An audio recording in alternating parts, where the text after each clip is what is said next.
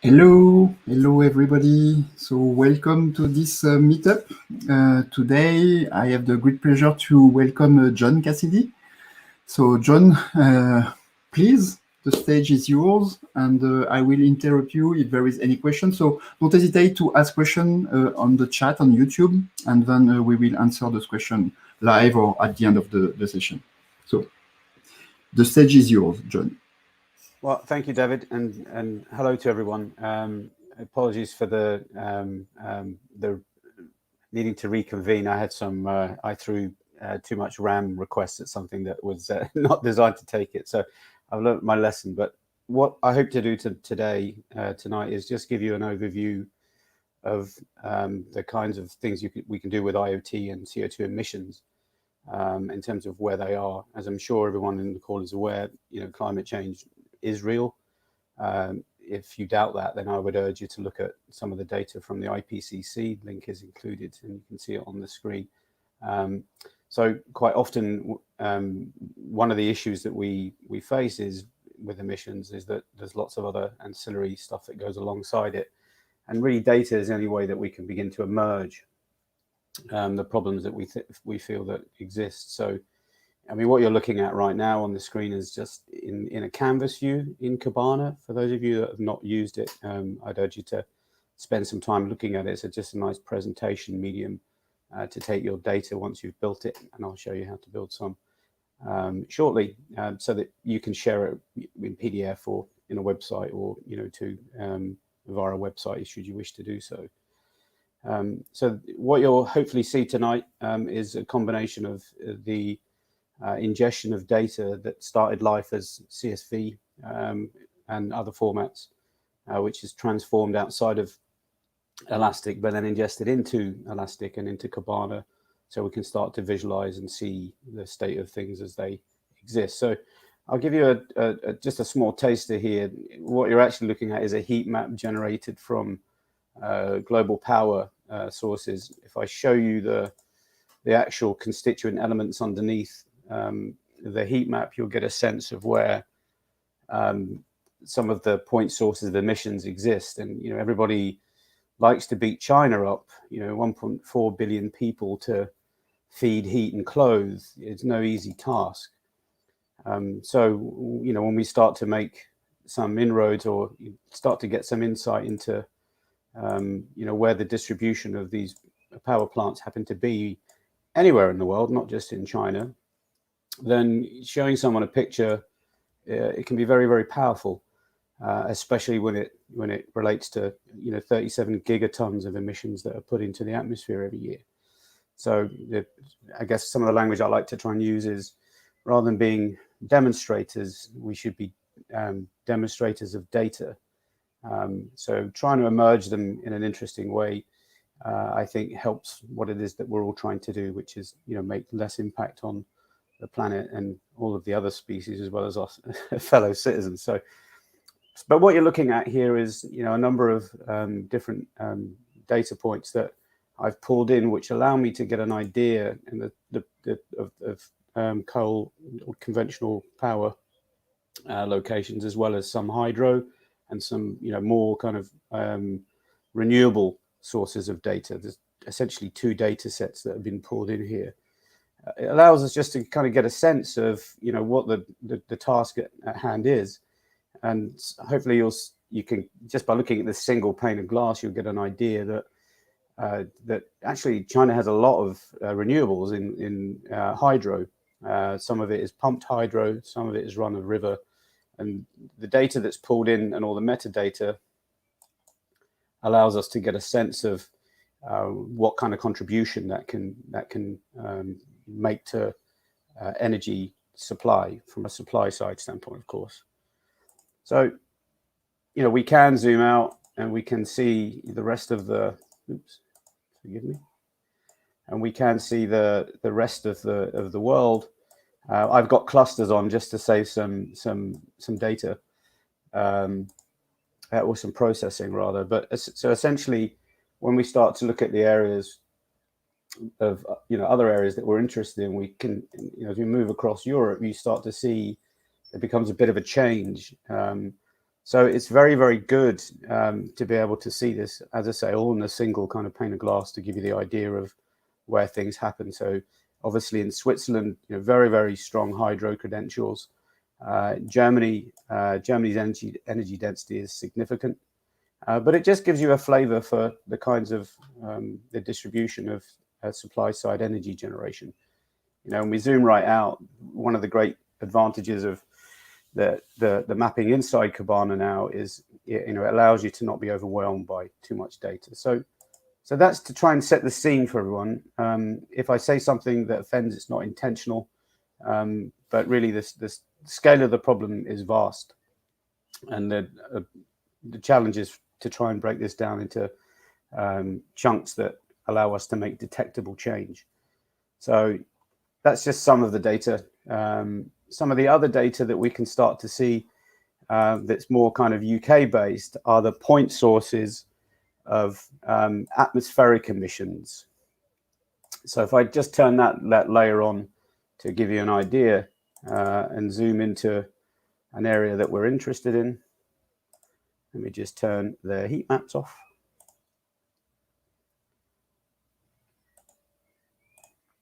Then we start to get a sense of the levels of data that exist in a number of different areas. So obviously we have onshore in the UK.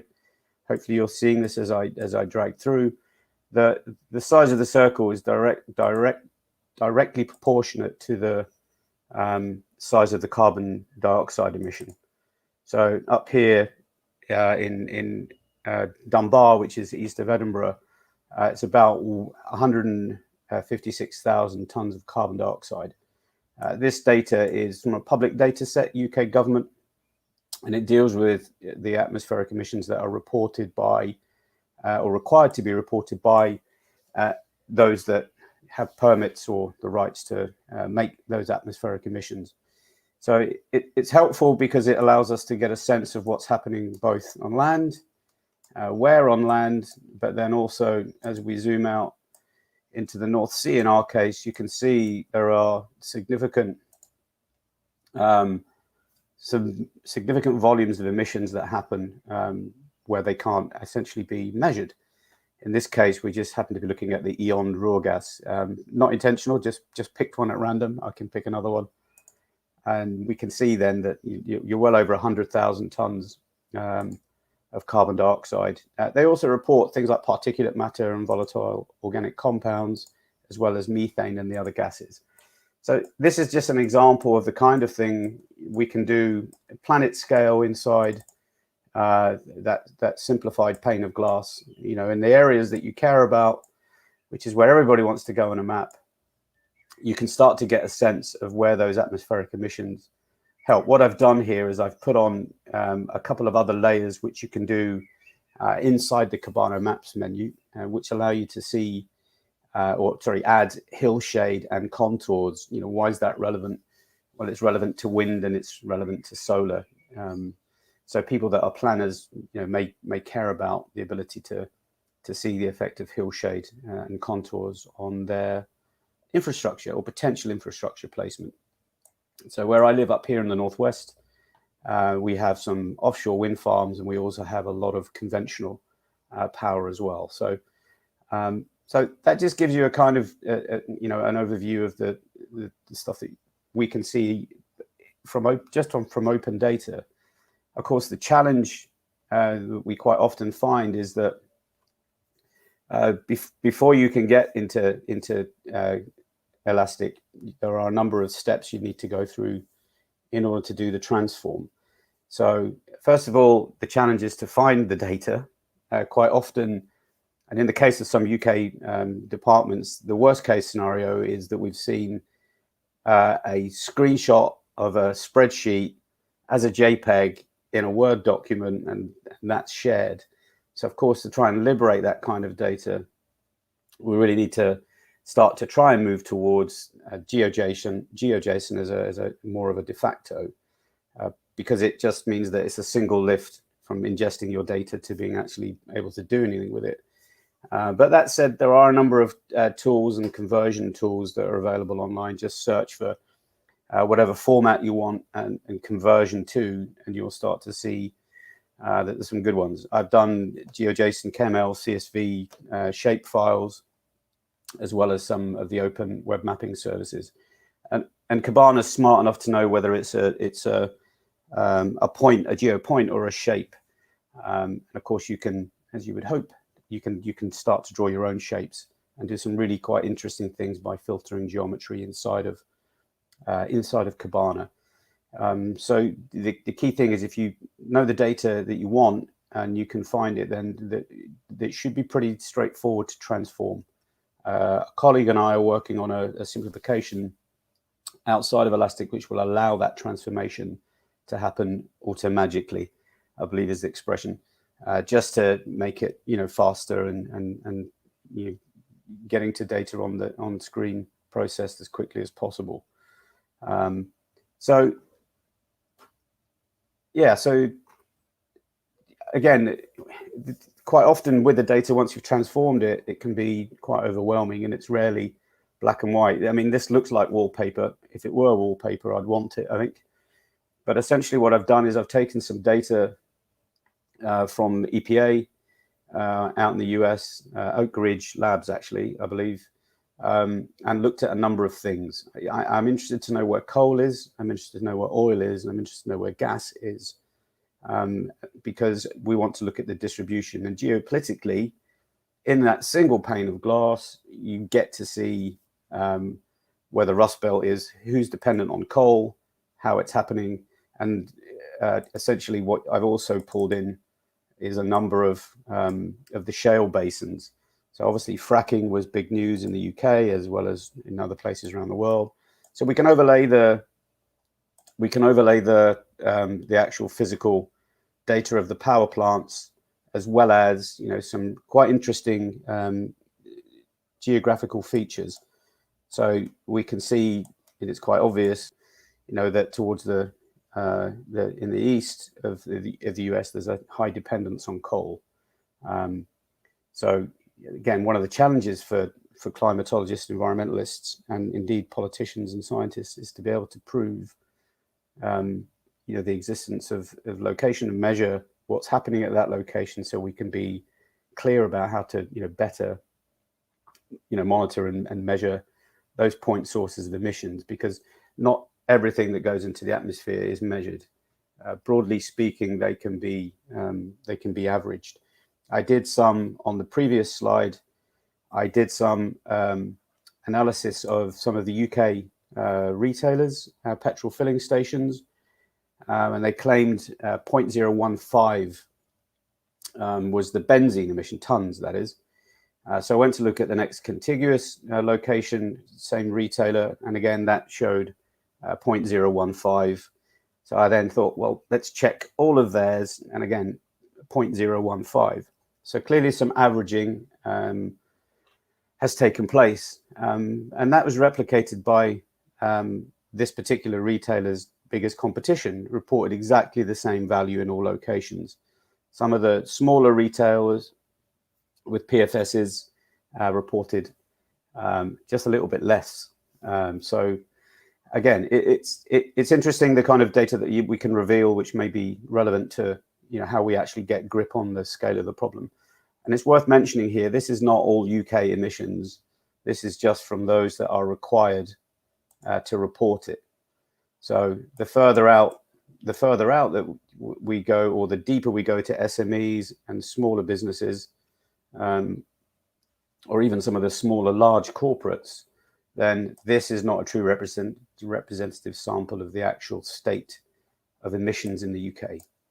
But it gives you an idea of this is where we start. So then the next piece is to then search for the data, to normalize that data through an ingest to transformation process. So yeah, this is just to give you an idea that it's very rarely black and white in terms of getting that data and then being able to interpret it. But it's a good start in being able to show things across the board.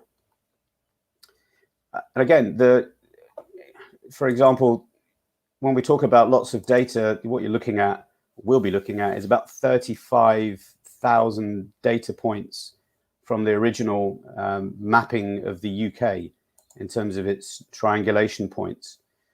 Red is high, blue is low, just because of the color scheme that I selected. And just taking in those 35,000 different points, and there's a link to, or you can see the reason why it was originally mapped: fear of invasion and fear of rebellion in the early 1740s. But it quite nicely shows just how you can pull in data. Again, this is all live and entirely usable. I pull the metadata through, which allows us to see all of that other information. And for those of geographers amongst you will know that the secondary computing block allows me to reconstruct all of the original triangles that were formed to pursue the original mapping project. But just a little bit of fun to challenge and see what Kibana can deal with. And it hasn't ever missed a beat in anything that I've thrown at it. As I say, I added the hill shade and the contours to make the map perhaps more interesting, because you want to see where that trig point is. They're not always in the obvious locations. And this data is from the Ordnance Survey. Again, free data based on the passive GPS network, which is now largely defunct.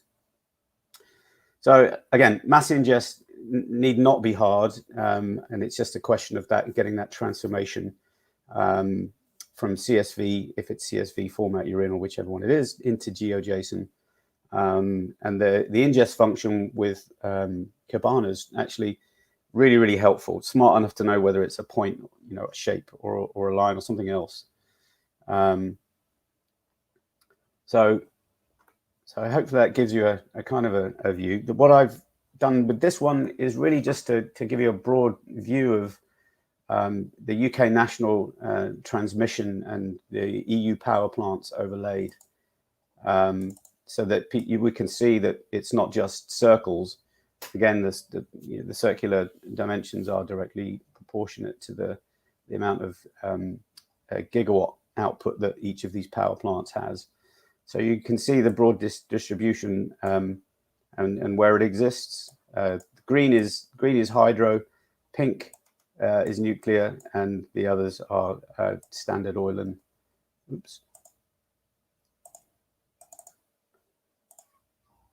coal, in the case of Long Eaton. Forgive me for that. The yellow lines, again, nice polylines, are from UK National Grid, and it allows us to see where the distribution network. Now, this is not into your house. This is the main backbone. Again, all of the data is open source and obviously owned by National Grid. But by turning on some of the other layers and seeing where the overhead lines are, and then being able to show where the towers are, again, clustered to save some processing power, it starts to give us, an idea of the challenge that we have. It's not just switching off coal, oil, and gas and saying we're done. As we move to, obviously, electric power and renewables, then other gases, such as sulfur hexafluoride. So if carbon dioxide is 1 on the scale of bad for the planet, SF6, sulfur hexafluoride, is 25,000 times worse. And it's because of its low arcing insulation potential as being a heavy gas. It persists for around about 1,000 years, and it's expected to double every year as more and more substations, electric substations, are deployed. So, the challenge that we have is obviously significant. But being able to see, even though it's not your data, and pulling in open data, then really we can start to get a sense of what the as is looks like before we start to talk about the to be. And again, if we want to zoom right in, we can see, and I'll just pick because it's near me. You can start to get a sense of where all of the towers for electricity pylons exist. And it's just, again, interesting to see, because it puts things into perspective in terms of the scale of the issue that we have. So again, Kibana deals with this, absolutely very, very simply, very easily. It's very helpful. There are a couple of constraints when you're ingesting data into it. so no greater than 50 megabytes in size. You can cheat a little bit by going through the visualize and function inside Kibana, but essentially it's best to just try and manage your data up to that kind of limit. Otherwise, you start to get some, you could potentially get some errors. So, yeah, I probably talked about this one enough already. So that just is to give you a sense of the scale of the things that we can actually physically start to see. What you're looking at here is just a screen grab. I apologize for that. But it's essentially this step to, if we want to measure emissions and we want to do it at planet scale, then Wi-Fi is not going to get us there. Those of you that are familiar with low power wide area networking, perhaps LoRa, Sigfox are the two best known. What you're looking at is just a mapping experiment I did on the Things network, walking in the Welsh Hills with a very small IoT sensor, which allowed me, using a bit of troposcatter, which is completely unplanned, to go from Wales right the way to the Technical University in Delft on a tiny antenna, which is, it's testament to the capability of the IoT platform. I mean, those of you that are not familiar with LoRa or the Things network, I'd urge you to have a look. Of course, as you get into cities, where you start to have deployments of NB-IoT,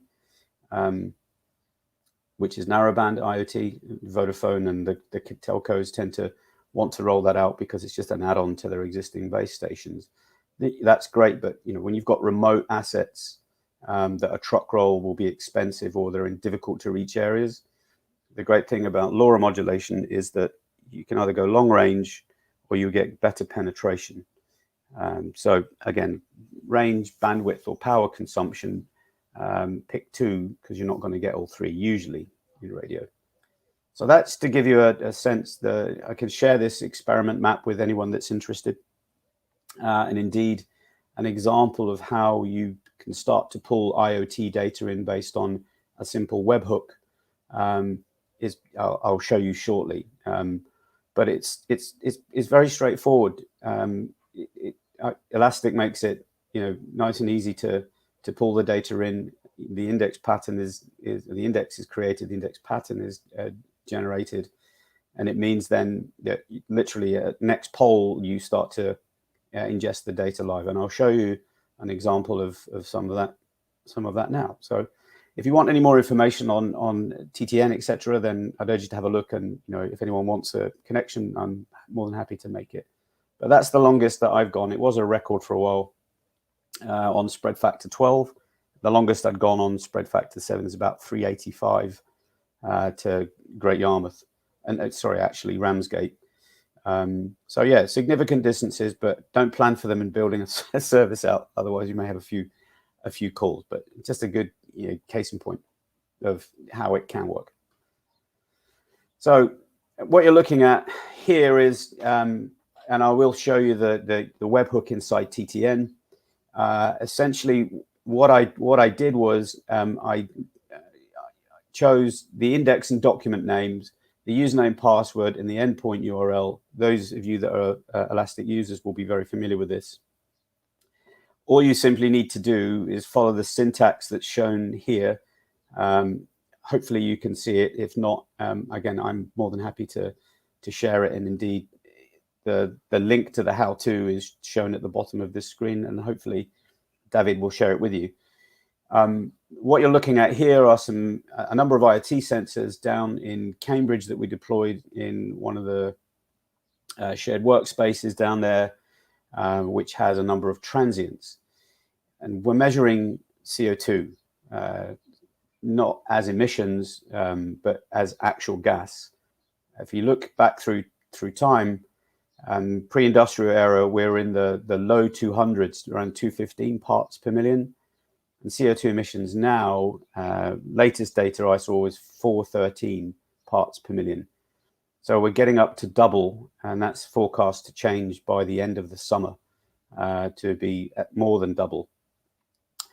And why this is important, because it allows us to measure the gas, and of course, as we exhale, most of, or a lot of the content of our exhalation is carbon dioxide. So there's a broad correlation between more humans in a small room and an increase in carbon dioxide, and therefore a decrease in oxygen. And with the last 18 months, if we've learned anything, is that people, need to oxygenate, especially those that are in higher risk categories. So there's a different way that we can start to think about how we actually measure CO2 emissions as well. As you can see from this, where it shows you the lux readings, that the lights are going off quite late in the evening, and the light and the motion is broadly consistent. So essentially, by able to look at the increase in CO2 and knowing the room dynamics, then you can start to figure out whether people are starting to get hypercapnia. Some latest findings on the effects of carbon dioxide on the human body, for example, serum bicarbonate, is that consistent and longer period duration to breathing in carbon dioxide or less oxygen. So there's some great science behind the effects that this can have on the human body. What's nice about this, and again, this is all inside of Canvas, which is a presentation medium inside of Kibana, is if you want to look at and change what it is you're presenting to your team or to your bosses, and I'll give myself an error there, so apologies for that. Always in a demo, eh? Yeah, that's the demo effect. Yeah, that's me. It's me. So again, it's frankly, it's come back, but you can change the time scale and the period that you're interested in. As you can see, I've got multiple periods showing, because I'm interested in seeing the cumulative effect. Quite often what you find is you go from one table to another website, to another browser window to look at something, when in fact trying to just pull the elements that you care about into that single view is quite useful. And again, the syntax is simple and straightforward, and the end result essentially is this data being fed into the index platform. And with this as an element inside of Kibana, I've added it to the Canvas workflow.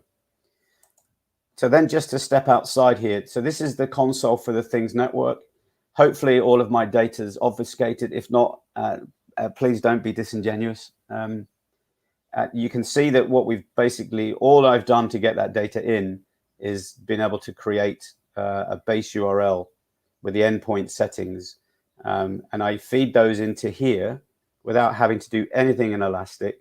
And then Elastic will automatically determine that something is talking to it, because all of the authentication parameters that are required are here. Hence the reason why I'm not showing you all of them. And also because the box is a little bit shorter than it would be for you to see everything. So, but it gives you an idea. And again, if you follow that syntax that I previously flagged up, then you'll be very easy. It'd be very easy for you just to pull data from any IoT devices that you've got, which allows you to point anything at an endpoint. So that's just a really simple view. And as I say, this integration, there's a bunch of others as well, allows me to populate this information literally based on the polling interval. And of course, I can change the time period from whether it's 1 minute or 5 minutes or whatever. You can change all of that in the same way that you can change the period that you're interested in. And of course, with LoRa, I mean, there are duty cycle constraints from a radio standpoint. Should flag that. You can't send everything, every 1 millisecond. There's fair use policy, and even with private LoRaWAN, there's fair use policy too.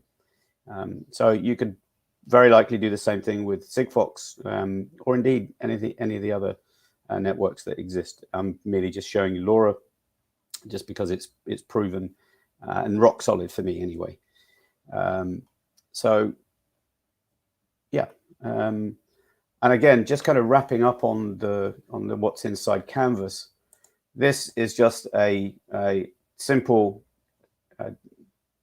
floor plan based on the areas that we were interested in observing. It's not a full floor plan, so not in the formats that building management systems would receive. I mean, they can be ingested, of course, but this was just to show where the test devices have been placed, and then through a join be able to add the data that I've shown you in Canvas, and so that it can actually pop up as a tooltip underneath so we can see it. And if you want to make it look nicer or smarter, then of course then there's some styles and CSS work that you can do quite straightforwardly to support that. And should you wish to add any other layers, you can do all of that from inside the actual presentation. So you can go out, edit the map, come right the way back in again, and then you're saving as you go, so you don't have to keep jumping around unnecessarily. And so that's the kind of the 50,000 foot view here. Points for guessing, unless you read the top left of the screen of what you're looking at. Essentially, it's coal mines and crude and biodiesel in the US. So I'll turn off the rail terminals and the pipelines, and yeah, turn off biodiesel as well. And essentially, what you get to see is the distribution of surface and underground mines. Black is underground, brown is surface. So you can quickly see A, where we dig this stuff up, B, how it's transported, and 3, where it's consumed. And when we start to apply demand side data to this, then it starts to look really, really quite interesting. And again, it's a transformation approach that's needed, I think, anyway, to allow us to normalize this. And we can't just turn all this off, because obviously, clearly there's jobs at stake, and no one's going to vote for a mass reduction of employment. So really, there's some work that we have to do to try and make that transformation happen as quickly, whether that's skills from drilling and large-scale operations and switching them to renewables. And a lot of those skills indeed are, of course, transferable. So that's the presentation inside of Canvas. But stepping outside of it, what I've also done is added some search functionality to the actual physical dashboard, one of the dashboards that I created here. So if I just give you the helicopter view, then we can drill in.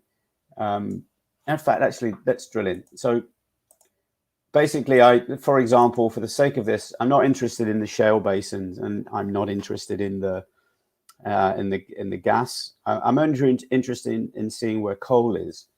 So there's a number of different tools inside of Kibana, which allows you to do just baked-in visualizations out of the box. Of course, there's Vega as well. Anyone familiar with that syntax? That's a really nice tool, or set of tools which allows you to visualize the data in any way that you choose. But the power of this is it allows, as I said at the beginning, to see exactly what's happening, and you can see the load bin medians and the regional load in megawatts, times by 1,000 for a gigawatt, etc. And again, this all started life as data in a spreadsheet. So you can do significant things with with the data to see them in a different way. If it's in a row or a column, you can visualize it inside of Kibana, and it's been a really, really helpful tool in getting grip on the scale of the problem, for me at least. And I know some colleagues have also been really interested in understanding how that works. So there are paleoclimatologists around the world that are taking samples from caves and using Kibana. I've helped them, and I'm helping them be able to take those findings and share them within minutes of those findings having been taken. So we can start to see in some of the cave formations essentially what temperature was and what CO2 and other gas levels were going back 600,000 years. So this is the kind of level of science that we hope to be able to use Kibana to do, to help us to and Elastic to help us to find out and share that information, because I'm sure people deny that it's actually a real problem, but it's anthropogenic and we are making we are having an impact. So hopefully these kinds of tools allow us to figure out how we can meaningfully intervene and make that kind of detectable change more common. So again, what you tend to find is that a lot of folk will have one map, and within that map they'll have a few layers, and so you can do that. But again, adding this as a dashboard inside Kibana, it just means that if you had an exact level view, people that are time constrained only have a few minutes a day to look at what's happening on the ground, you can certainly do all of that, but you need not necessarily just have it in a single map. You can have you can view all of the information, as I'm just about to do now, to see where all of the surface mines are.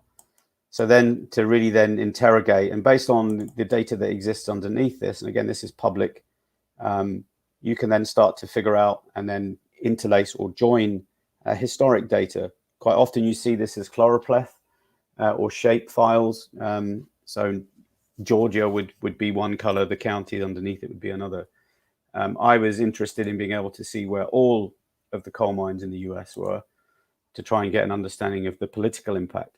If we want to make a change, then clearly we've got to make sure that it's an approach which allows everybody to be engaged and start to see the data. So we hope to show some of this information in the next weeks and short months, to start to give an insight into what's kind of going on where, not just in the US, of course, but here in Europe and in other locations where we can get access to the data.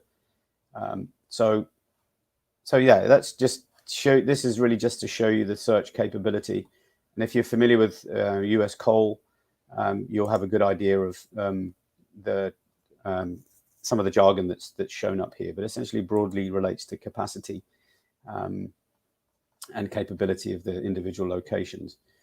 So yeah, so again, there's a couple of tools that we can use, and I'm only really scratching the tip of the iceberg in showing it. But you can also then, if you want to break this down by biodiesel and millions of gallons per day, again, it's very, very easy to do it. If you want to break it down by company, let's just do that.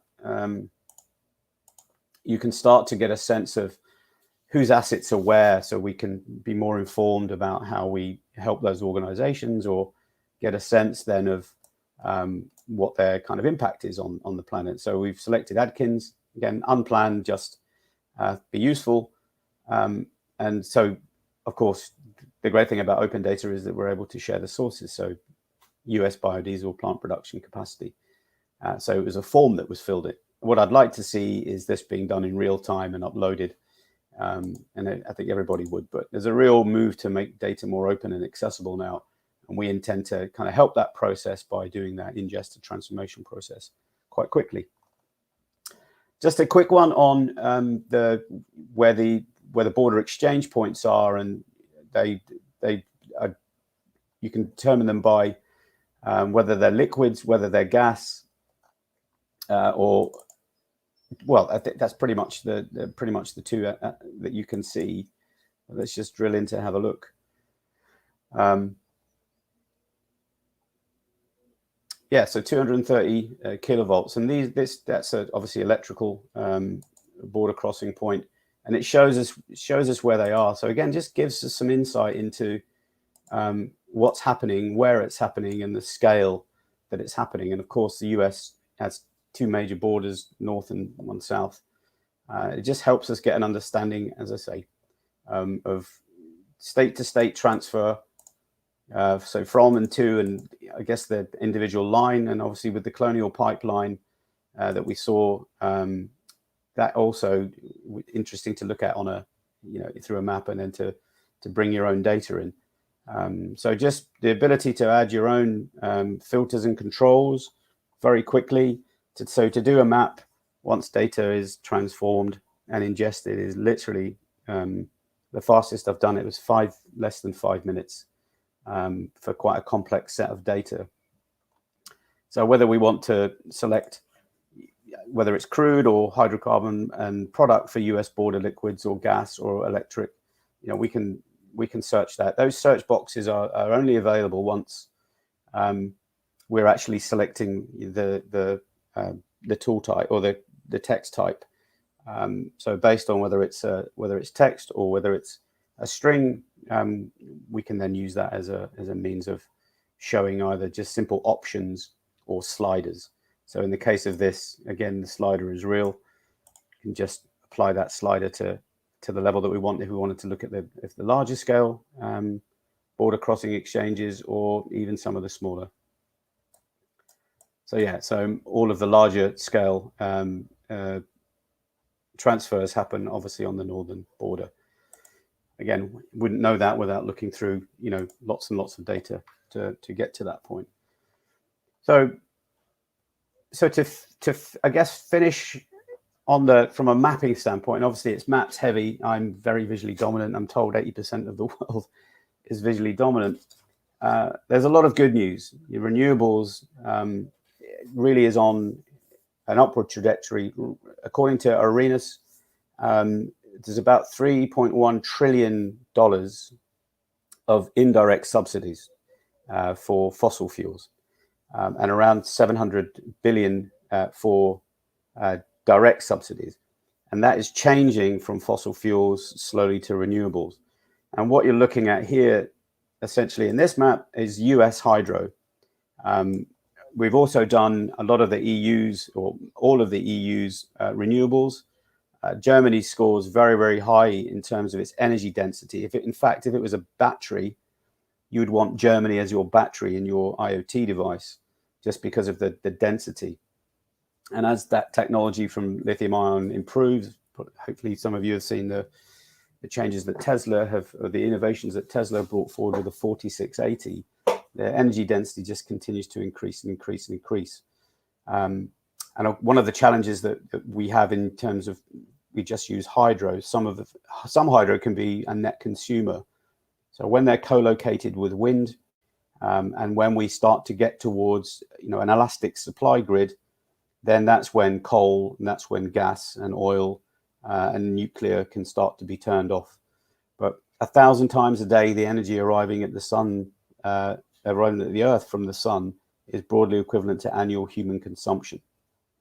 So when we put it into that context, then capturing it is an interesting challenge. Capturing it and then storing it. People will talk about hydrogen. Hydrogen is not it's an energy storage method. It's not an energy source, and electrolysis is still quite a way behind some of the energy capture methods. So, or conversion methods. So I should say. So again, the good news is that we're on that path to renewables, and wherever you find high ground, gravity and water can work their magic, and it's usually quite windy too. So there's a number of different applications, and we're working on some of these from an energy supply standpoint. And again, just to kind of wrap up, so I can quit talking and you can maybe ask some questions, this is the data that we've pulled out from the locations that I showed you earlier in the Canvas link. So we can start to interrogate the impact of CO2 and sound. And why is that interesting? Well, the lights are coming on, at 6:30 in the morning, and they're not going off until 9:30 at night.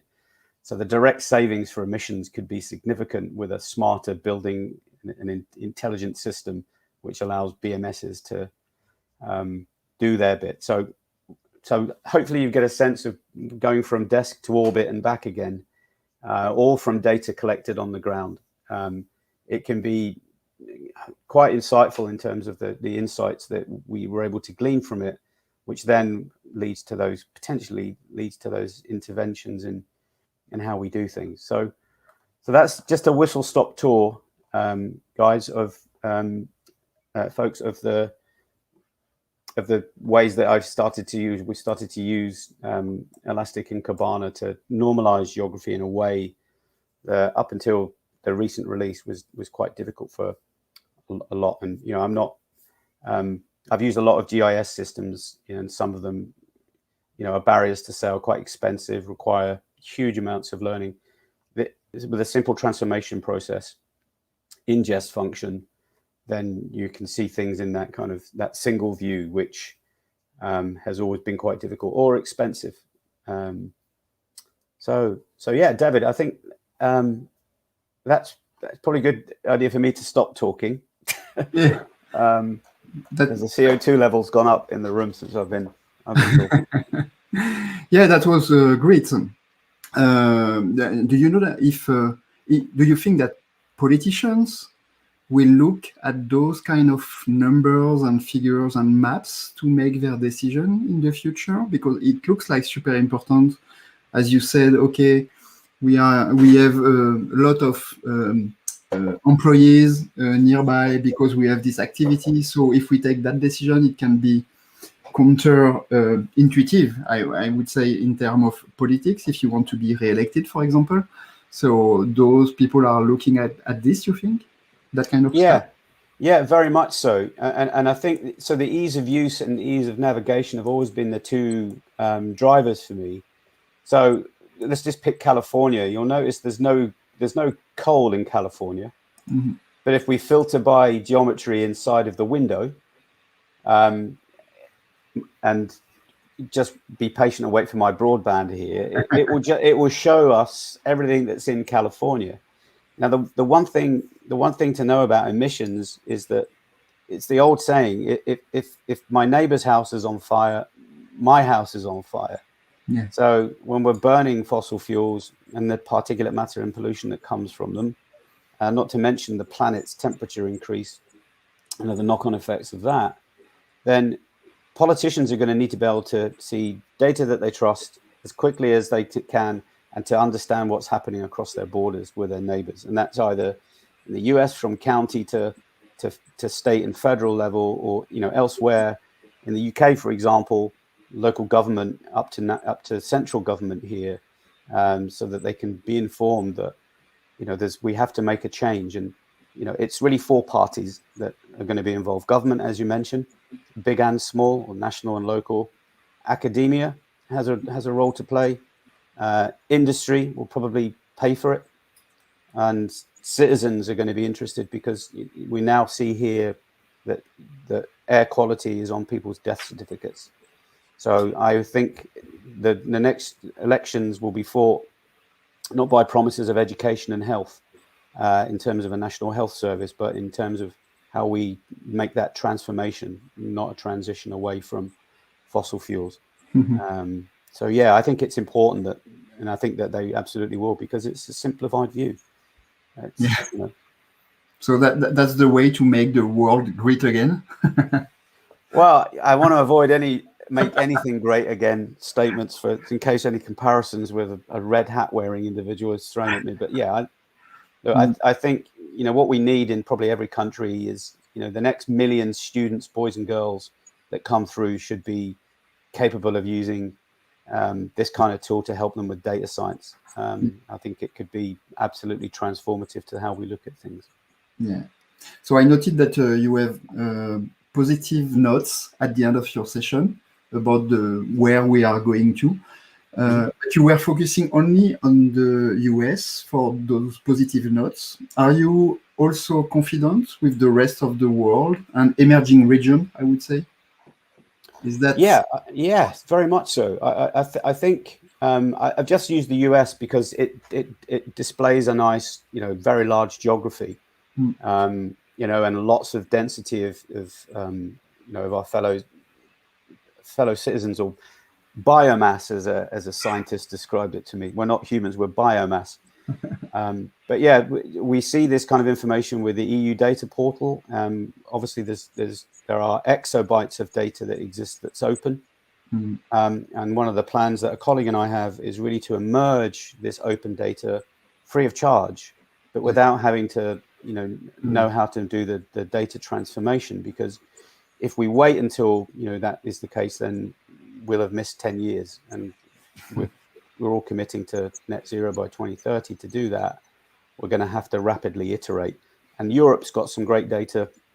The UK has some data which I think can also improve. But I'm broadly confident that we can do it. And even places that you would think is difficult to get data from, then we're also able to look at how we get some ingest data from satellites and some of that kind of information from offshore locations, because you can't get in a boat and go into the North Sea and measure what the carbon dioxide is in the air. So I would anticipate that those large corporates will play their part, because they'll want to self-regulate and not be regulated as normal. So I think, I'm broadly confident that there's lots of smart people and there's smart generations coming through which will help us get there. Let's hope that. Yeah.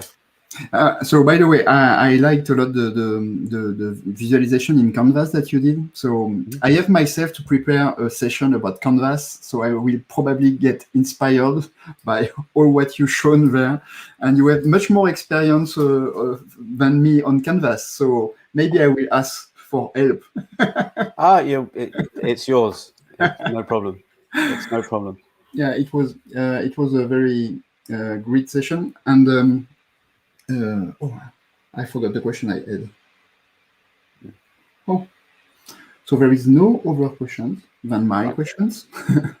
Okay. So was the transformation that you have to do between from the source data that you have to be ingested inside Elasticsearch was hard to do, or did you have to do a lot of transformation? Or no? So the steps to transformation, it's usually, it's not Elastic's issue. Yes. It's the data owners. The world has become used to using Excel and different versions of Excel, and they're not all the same. Even different UK government departments and US and EU bodies, including the World Bank, use different interpretations of XLS and CSV.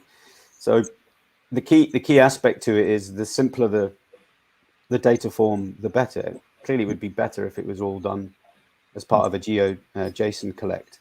So the transformation is, if you find the data you want, very often it's going to be in a standard format like CSV.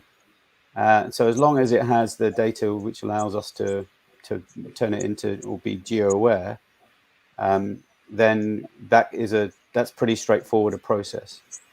But of course, then it's the file size, and if you're hammering something that's a free online resource, then obviously it's unfair on the folks that make that kind of open, but or make it accessible. So it's not huge amounts of heavy lifting. If you've used GIS before, it'll be trivial. But the transformation aspect would be, definitely could be improved, and it's one of the things that we aim to try and help and improve, because literally you should have the ability to just drag and drop your CSV format, and make it geo-aware. That's something I have seen, by the way, in the past at my previous job. When you are showing people the use that you can make with their own data, then they want to actually improve the quality of the data, because they find a way to themselves use the data. So it's like, okay, so it's super important to have high quality data. So now they can work on it to improve the quality. Yeah, and I think it's not for me to set your product backlog items, David, but I think some of the tools that we've seen that we've started to develop will allow that kind of to happen at pace, because no one wants to. If we can help people not have to change their spreadsheet too much, or the data format for ingest too much, then they can go from trying to make a spreadsheet do gymnastics to literally taking that format and ingesting it into Elastic, and obviously onto Kibana, so it can be used whether it's whatever the data happens to be. And the IoT data I haven't shown all of it just because of time. We can do and run all of the machine learning aspects. I was able to have the machine learning inside Kibana identify that there'd been an unexpected thermal event, and that's because I made the IoT device get hot because I held it in my hands for 10 minutes. Mm-hmm.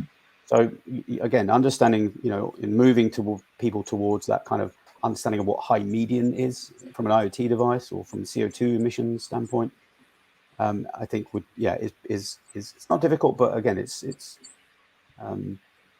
like you said, people want to get more value from their data, and you show people a picture, I think, then I immediately get it. If you just tell me words, I'll get some of them, but regardless of language or regardless of any other vector we decide to give ourselves, a picture really does paint 1,000 words as long as it's understandable. Yeah, definitely. Yeah. So thank you so much, John, for this session. It was super nice to have you. And so I shared the LinkedIn link. Yeah. Not yet in the chat, so I'm going to do that right now. Okay.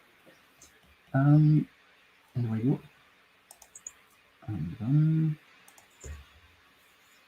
yeah, that's it. So thank you so much, and have a nice evening, and see you next time. Yeah, thank you. Goodbye. Take care.